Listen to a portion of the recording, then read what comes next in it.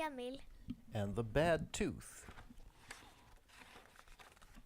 On Katthult farm in Lönneberga, in a place called Småland in Sweden, lived Emil, a boy who got up to pranks. Ida, Emil's sister. Anton, Emil's dad.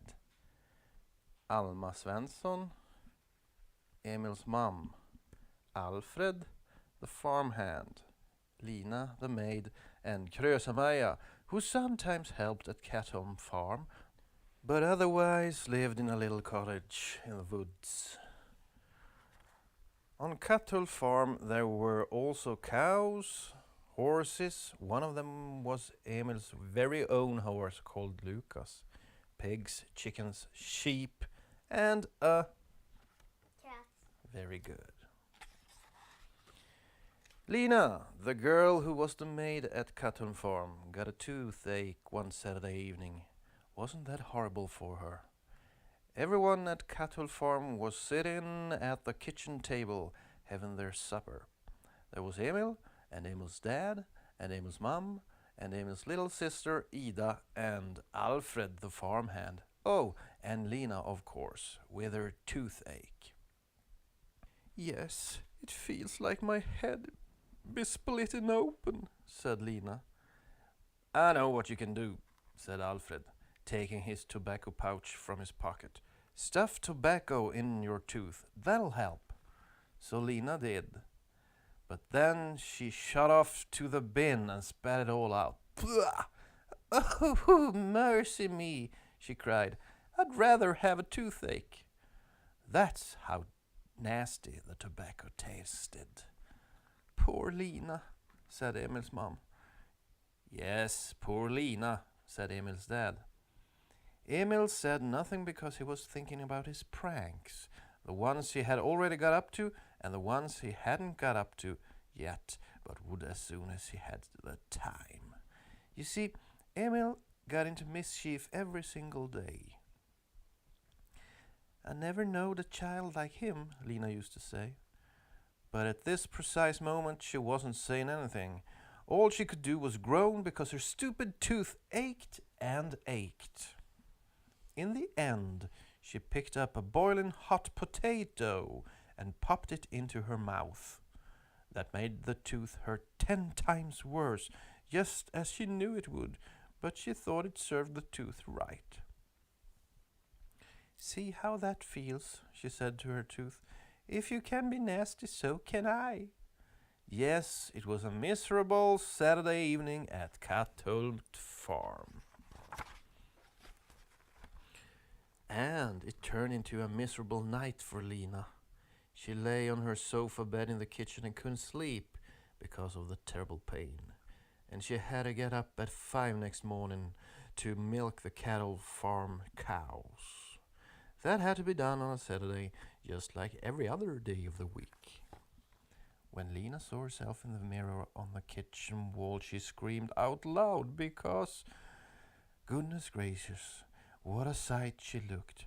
Her right cheek was all swollen, like a fat big bun. Oh, it was just awful. Lina started to cry. "I look ridiculous," she said to herself, and it was painful too. But off to the field she had to go, because the cows needed milking whether Lina had toothache or not. She sat there on her milking stool and cried and cried. On this particular Sunday, people were coming for coffee at Katthult farm, and Lina loved that kind of thing. "But I can't let people see me when I'm not the same on both sides," she said, and cried even more. Just as she was sitting there, along came a wasp and stung her on her left cheek, and it swelled up until it was as puffy as the right one. Now, Lina was the same on both sides, but she cried worse than ever. Poor Lina. When she went back to the farmhouse kitchen and stood in the doorway with her puffed up cheeks and her eyes all red from crying, Everyone jumped in surprise because they had never seen anything so puffy and frightful before. Emil was having his breakfast. He was just about to drink a mouthful of milk when he noticed Lina over the top of his glass. He burst into giggles and sprayed milk all over his father's best Sunday waistcoat. "Emil, it's nothing to laugh at," said Emil's mum sternly. She felt sorry for Lina, and probably Emil did too, but he laughed at all sorts of things, that boy, even when he shouldn't. "Poor Lina," said Emil's mum. "You look such a sight you can't possibly show yourself to anyone. Emil, you'll have to run over to Krösa-Maja and ask her to come and help serve the coffee and cakes." Emil's mum and dad were about to leave for church. They went every Sunday. Alfred hitched the horse to the wagon and away they went, while Emil ran off obediently to Krösa-Maja's cottage. When he got home again, Lina was sitting on the kitchen steps. She was still crying because her tooth wouldn't stop aching. Alfred and little Ida stood there and didn't know what to do with her. "Looks like you'll be going to Per the blacksmith after all," said Alfred. It was Per the blacksmith who pulled out bad teeth with his long, horrible pliers. "How much do he charge for pulling out a tooth?" asked Lina. 1 krona an hour, said Alfred. But then Emil said, "I dare say I can get that tooth out cheaper and quicker. I know a way." He had it all planned. It only took 2 things. Lucas and some strong thread.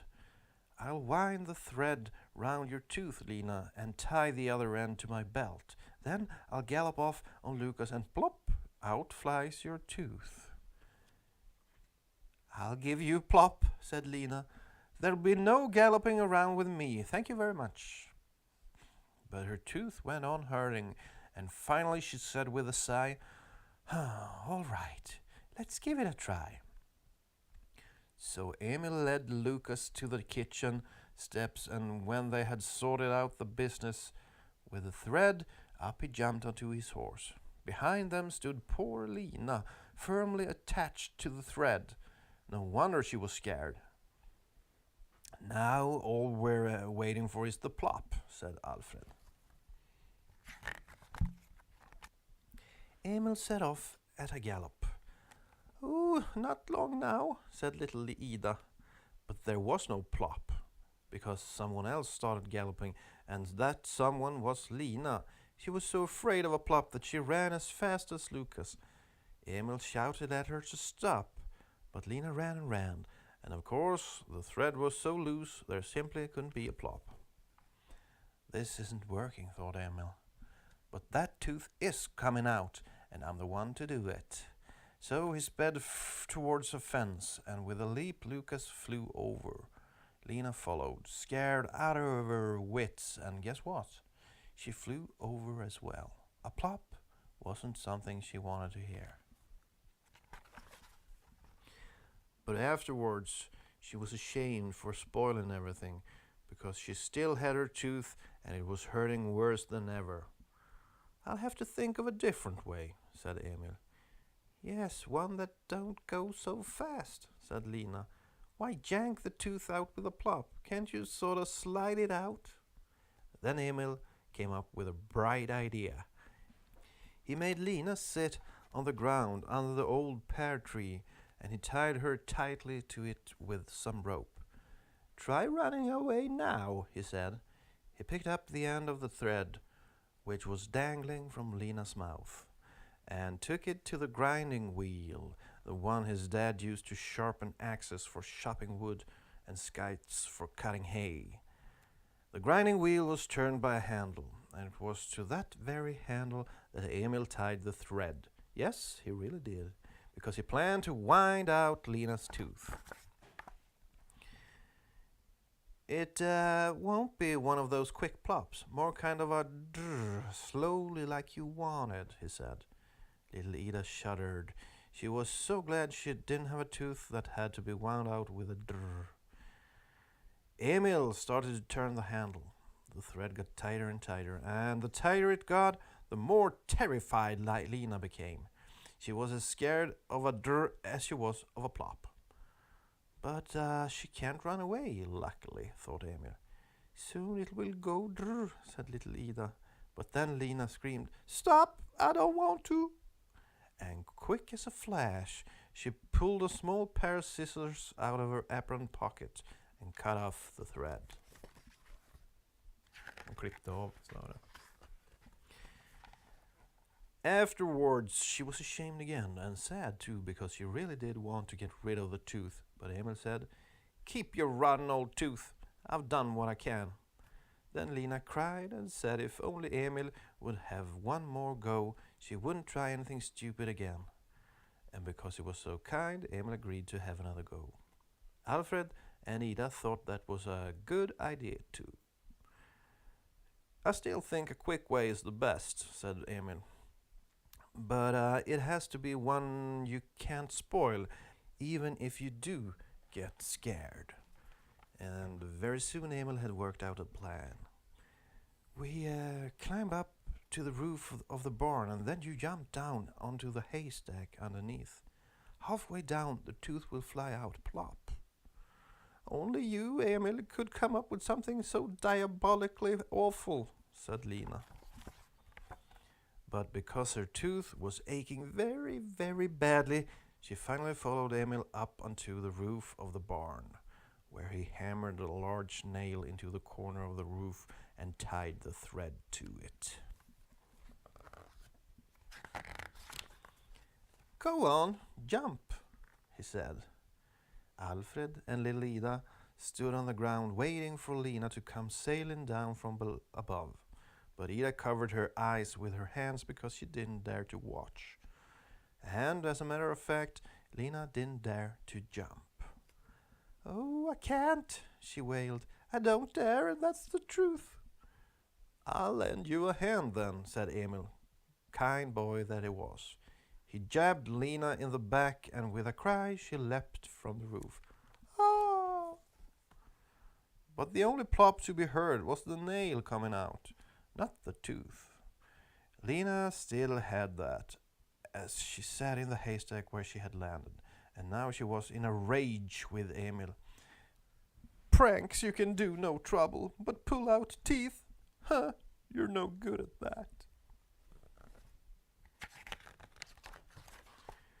It was a good job Lina was angry, because it made her march straight to Per, the blacksmith, who pulled out her teeth with his enormous, horrible pliers. Plop, it went. Lina took the tooth and threw it onto Per, the blacksmith's rubbish heap, and then she went home to Katthult farm, happy and satisfied, and with no toothache. Perhaps Emil couldn't pull out teeth, but he could invent interesting games. And now he was pretending to be little Ida's doctor, seeing as he couldn't be a dentist anymore. Little Ida had to lie in her bed while Emil looked her in her mouth and listened to her breathing, just like the doctor did. What kind of disease have I got? Asked little Ida. You've got typhus, said Emil. That's a terrible disease. It was Maja who had told him how awful typhus could be and how you could catch it from other people. And when you got the disease, your face turned all blue, so Maja said. That's why Emil took some of her mother's writing ink and painted Ida with it. Naturally, he wanted her to have exactly the right color. Now I'll show you what typhus is, Ida, he said. But squeeze your eyes shut so you don't get ink in them.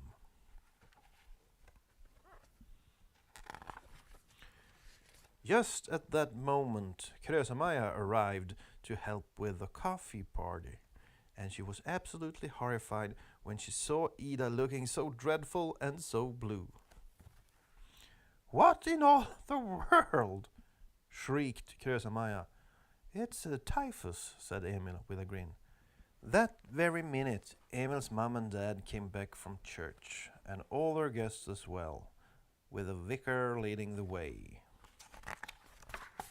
Krösa-Maja stood on the front steps, shouting at the top of her voice.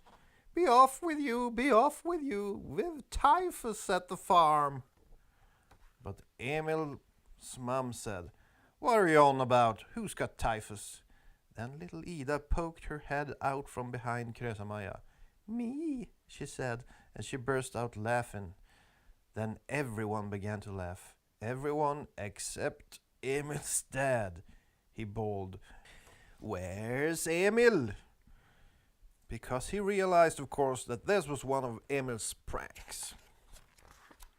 But Emil had hidden himself in the log box and didn't want to talk to his dad right at that moment. The end.